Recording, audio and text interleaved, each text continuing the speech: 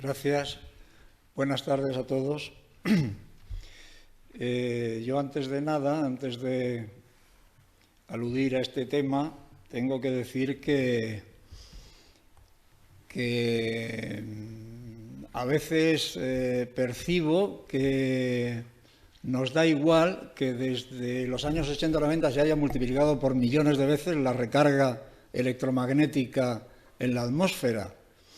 Y yo dudo mucho que podamos permitirnos el vivir con relativa tranquilidad esta situación. Ahora mismo, el doctor Bardasano también contribuye a ello. Bueno, ahora mismo no, desde los años 90, por lo menos en España, pues hay una inquietud generalizada, viene afirmándose y repitiéndose una inquietud generalizada en la opinión pública y en la comunidad y en las asociaciones y en los grupos humanos y en los vecinos y en las instituciones de advertencia frente a estos excesos. El Consejo de Europa, no el Consejo Europeo, claro, nada que ver con la Unión Europea, donde mandan los lobbies de las telecomunicaciones, claro, y los lobbies de lo demás.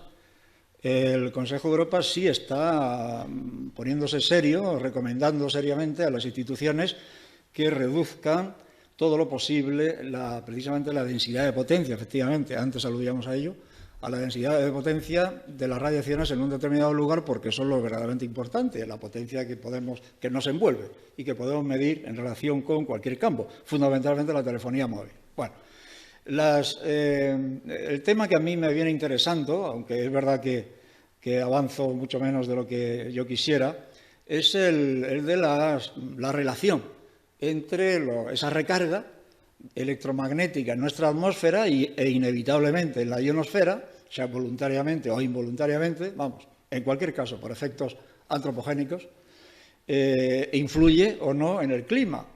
Claro, yo empecé planteándome el problema del cambio climático, que en definitiva es una alteración electromagnética, ya que lo que hacemos, debido a las emisiones de determinados gases, pues es trastocar el equilibrio electromagnético a base de la radiación infrarroja, que es electromagnética, claro. Entonces ahí tenemos un mecanismo y una explicación del cambio climático, es decir, del incremento de temperaturas o de las lluvias o de los desequilibrios o de los episodios excesivos, en fin, que pueden tener, que tienen, al menos parcialmente, una explicación electromagnética. Entonces aquí tenemos pues dos temas. El año pasado me interesó más el de la relación, entré en polémica en una revista de Barcelona con un geógrafo de la Universidad de Castilla-La Mancha y no llegamos a ningún acuerdo, tampoco había voluntad de acuerdo, eso también es verdad. Estamos en un tema muy... Este se parece al de los años 70 de las radiaciones ionizantes nucleares, un tema que cada día se envenena más, lo de las radiaciones formal o físicamente no ionizantes, porque luego biológicamente no siempre eso es así, pero en fin, resulta que no hay forma de momento de llegar a ningún acuerdo acerca de si esa recarga electromagnética de 30 años o de 35 años pues está afectando o si es posible determinar las vías por las que puede afectar a cambios climáticos locales o de determinado tipo, en fin, alteraciones que se traduzcan en la climatología, en la atmósfera y debido a la ionosfera. Bueno, hay un mecanismo al que se le sigue dando muchas vueltas, que es la formación de nubes, puesto que las radiaciones pueden efectivamente contribuir a la formación de nubes y la formación de nubes, claro, afecta en temperatura, en precipitaciones, al clima. Bueno, pero a mí el doctor Bardasano me dijo que me preocupara un poco por que fuera mirando este tema, que eludiera las teorías conspiratorias y los miedos milenaristas, pero que me preocupara de las manipulaciones antropogénicas, desde luego artificiales, pero a ser posible las de tipo militar. Porque con mucha frecuencia pues nos encontramos con noticias, vamos, con mucha frecuencia, con poca frecuencia, pero la información está ahí, puesto que estamos ante un asunto militar, un asunto secreto y un asunto norteamericano. No hace mucho el propio Snowden, este personaje que se ha visto implicado en Antigua Gente y que se ha visto implicado en que ha denunciado las manipulaciones y las intervenciones absolutamente ilegales de la NSA norteamericana en tantas cosas, pues también ha aludido a los trabajos, en esos papeles Snowden, ha aludido a los trabajos de este centro, ya digo, relativamente misterioso, que ahora veremos, que es el de los Estados Unidos, el centro militar llamado HAARP, H-A-A-R-P, ahora lo veremos, que tiene como misión, aparentemente, pues estudiar la ionosfera, vigilar o avanzar en el conocimiento de la ionosfera, de las comunicaciones, y como mucho, puesto que es un centro de la Fuerza Aérea Norteamericana, determinar mecanismos o instrumentos para detectar objetos enemigos, pero que realmente se le acusa de estar manipulando seriamente y catastróficamente el clima. Ya digo que procuraré no entrar en ninguna consideración conspirativa, que cada vez está más de moda hablar de conspiraciones, ¿no? y de cosas secretas. Bueno,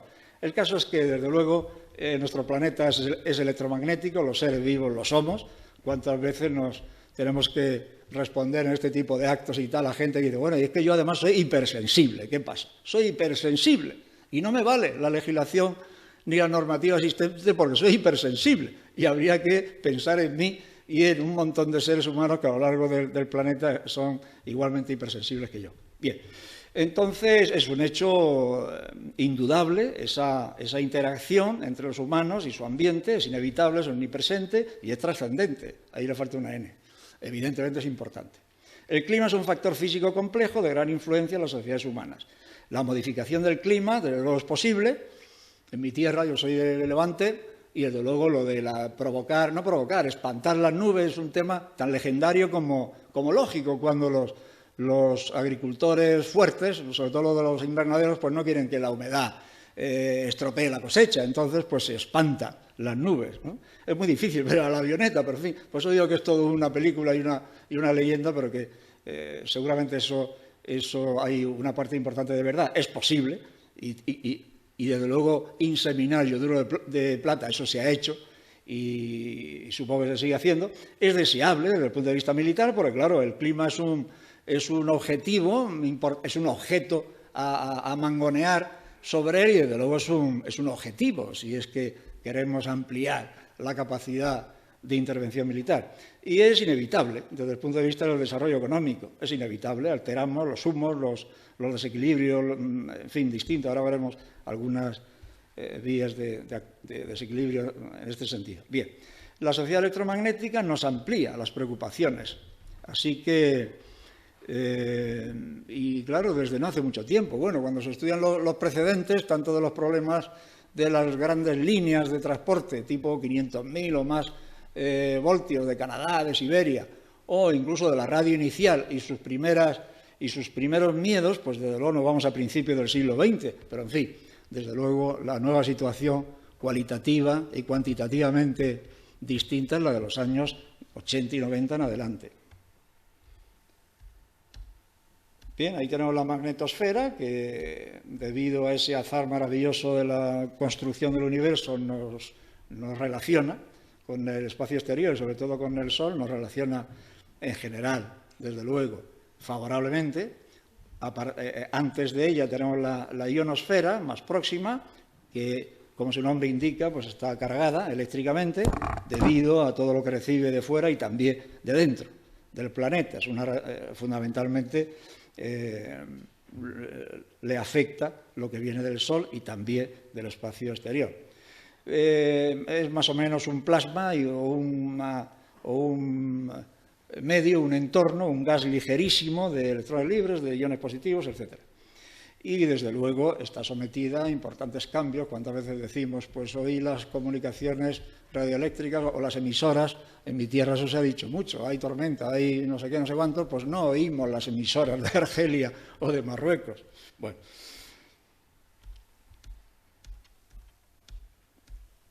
Sintéticamente, estas son las 8 formas de influir en la ionosfera. Desde el punto de vista exterior, desde el exterior, Lo fundamental viene del Sol, la radiación solar ultravioleta, la solar X, la corpuscular y luego los rayos cósmicos del espacio más exterior y más profundo.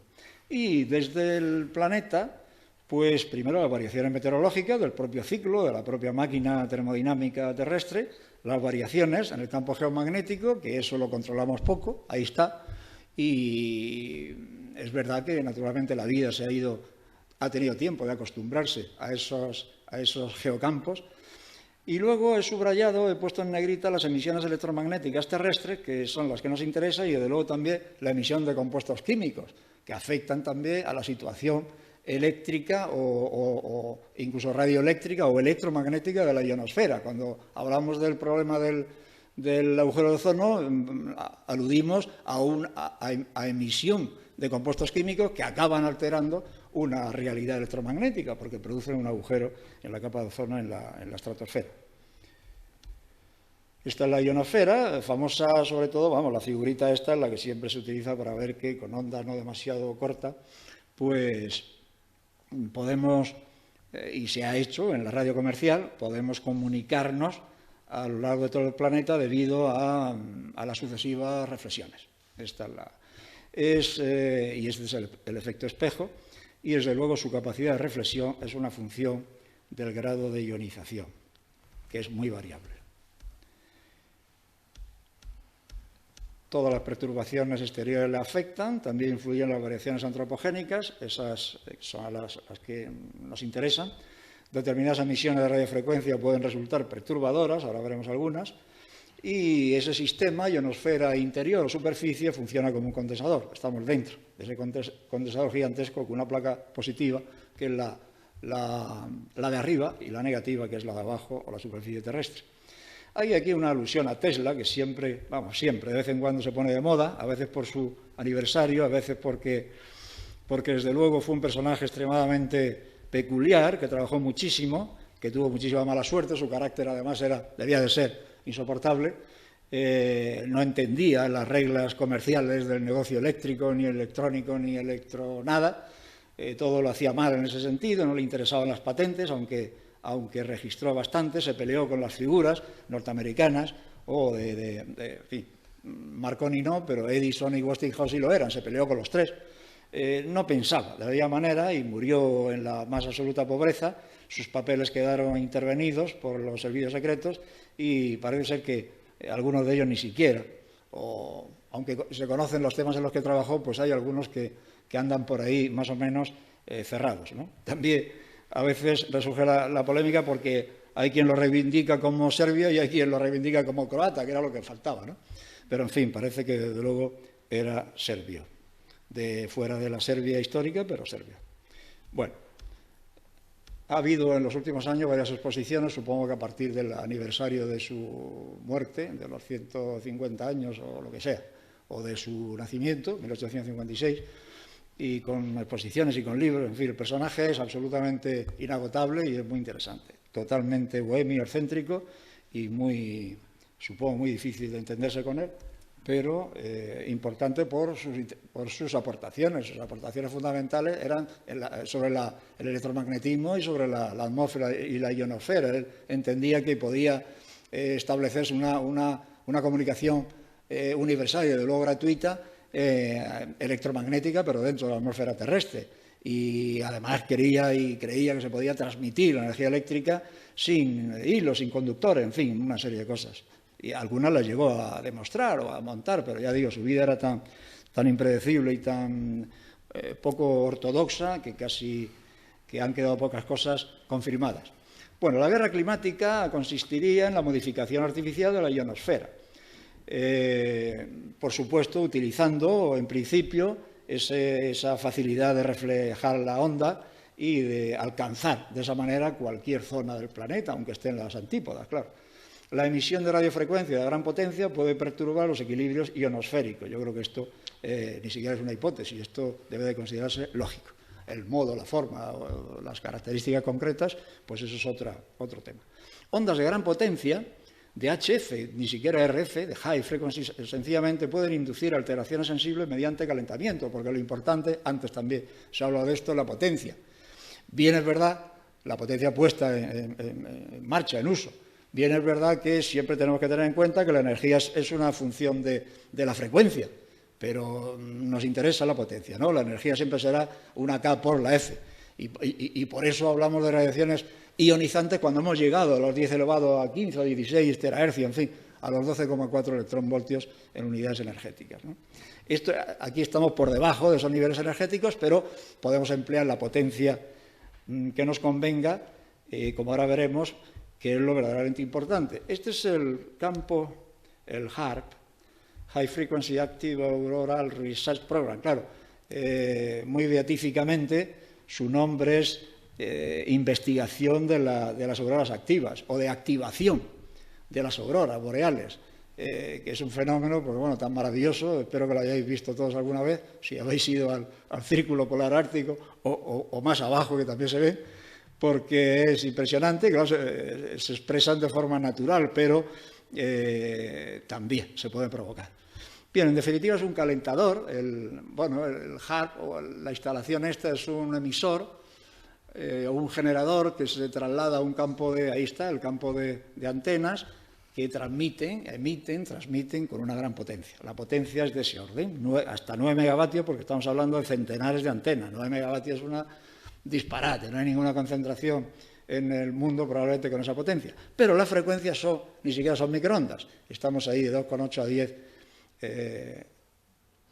hercios. No, ¿sí? No. Ahora no sé si son hercios. Ahí pone hercios. Sí, pero no sé si... No, yo creo que son megahercios, de 2,8 a 10 megahercios. Me he comido la M, que es high frequency. No hemos llegado a las microondas, pero bueno. Los críticos, y aquí esta frase corresponde a alguien que no soy yo, y es que hay que poner las comillas al final de terremotos. Los críticos, y hay cantidad de información crítica, sobre todo de autores latinoamericanos, que están muy, muy perplejos y sospechan de que algunos acontecimientos catastróficos de tipo, lo que llamamos catástrofe natural, han tenido la intervención de este HAARP de Alaska, ¿no? Entonces, los críticos más acerbos lo consideran un arma de destrucción masiva, capaz de desestabilizar los sistemas agrícolas y ecológicos en todo el globo, claro, con trascendencia humana, se trata de la guerra, destinado ante todo a provocar inundaciones, huracanes, sequías e incluso terremotos. En definitiva, el mecanismo sería dirigir con la potencia adecuada o la potencia que quisiésemos poner en juego, pues las ondas reflejadas para dirigirlas a determinado lugar de la Tierra o del océano, produciendo un calentamiento, produciendo ondas de choque, en fin. Puede emitir, claro, también las famosas frecuencias de suma, que esas sí son muy bajitas, pero claro, ahí entramos en relación directa con el cerebro humano y por lo tanto esa guerra ya sería, o esa influencia ya no necesitaría la intermediación del clima, sino que irían directamente a los grupos humanos, a afectar a grupos humanos. Este es el campo más amplio, que son un montón de hectáreas. Lo del fondo no sé si es el McKinley o es el Monte San Elías, pero bueno, esta es en la tundra de Alaska. Esta es la instalación, que es Gakona, al sur de Fairbanks, en el sureste de Alaska. Bueno, esto surgió en los años 90 como una consecuencia, venía gestada por la Guerra Fría y aparentemente buscaba la protección electromagnética, protección ante misiles y una posible agresión de la Unión Soviética para la zona norteamericana, Estados Unidos y Canadá. Pero efectivamente su desarrollo tuvo relación presupuestaria y técnica y científica con la famosa Guerra de las Galaxias de los tiempos de Reagan, la Strategic Defense Initiative.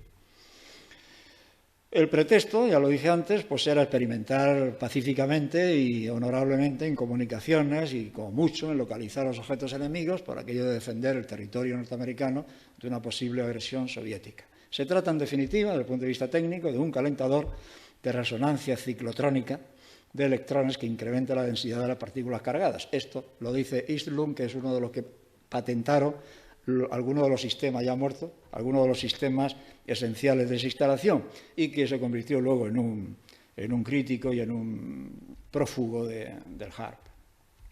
Gracias a los críticos, a los prófugos y a los espías arrepentidos, pues nuestro conocimiento se enriquece continuamente y en los últimos años hay que ver la cantidad de cosas que hemos sabido debido a estos tipos, que no sé si llamarles generosos o heroicos, pero en fin, cualquiera sabe la tesitura en que se vieron. El caso es que nos han aportado muchas cosas y sobre todo dejan en su lugar el miedo o la acusación que siempre se maneja, es decir, no, tú eres un catastrofista o tú todo lo ves como una conspiración o tal. Bueno, pues casi siempre hay algo de conspiración también.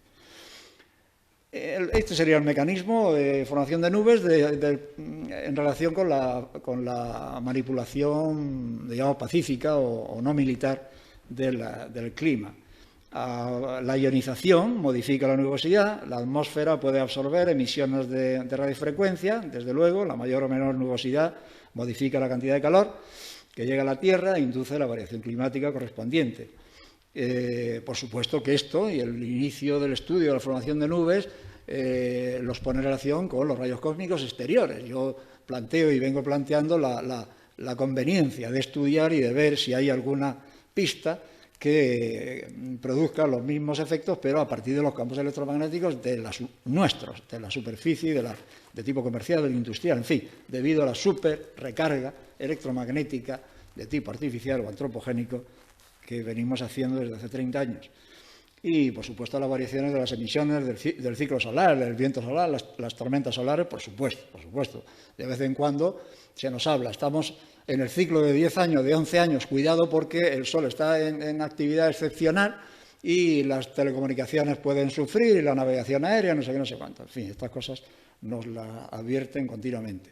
Bien, pues esto es lo que se trata de indagar sobre la posible inducción de cambio climático mediante la formación de nubes u otros mecanismos, puesto que antes hemos hablado también, desde luego, de las emisiones de agentes químicos y toda la parafernalia de las distintas radiaciones, por supuesto.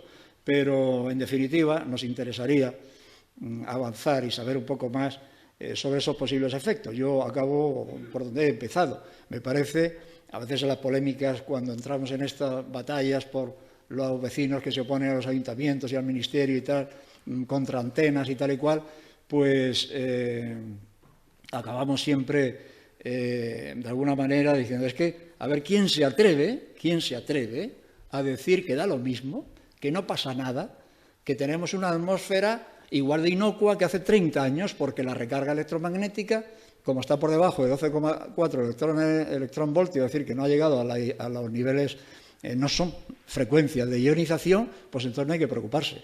Yo solo creo una temeridad. El otro día, revisando mis cosas, me encontré un artículo que pongo aquí en primer lugar, de Economía, una revista francesa del grupo Jeune Afrique, del año 75. De todo lo que yo tenía por ahí, esto es lo más antiguo, porque es un análisis, le militaire, la science, la guerre, météorologie, es un análisis de lo que ya los norteamericanos iban reconociendo que hacían en Vietnam. En ese momento todavía no ha acabado la guerra de Vietnam, que sabéis que acabó el 30 de abril del 75. Pero ya se había reconocido que en el año 66, 67, la operación Popeye, concretamente, pues consistió en una provocación muy bien conseguida de precipitaciones catastróficas para, sobre todo, por una parte, unas veces, para detener la ofensiva del Vietcong, eso se hizo en la ofensiva del Tet del año 68 después, y también para romper diques, para producir avenidas catastróficas en todo el delta del Mekong, porque realmente el Vietnam del Norte vivía y probablemente sigue viviendo de la agricultura del delta del Mekong. Y luego todas estas cosas pues son más o menos recientes de científicos que andan por ahí dándole vueltas a la formación de nubes, sobre todo a la guerra, y la del Chilling Stars, del danés Svensmark, por lo menos de la capacidad electromagnética de guerra meteorológica, evidentemente, sobre lo que no acabamos de saber demasiado, pero cada día sospechamos algo más. Nada más. Muy bien.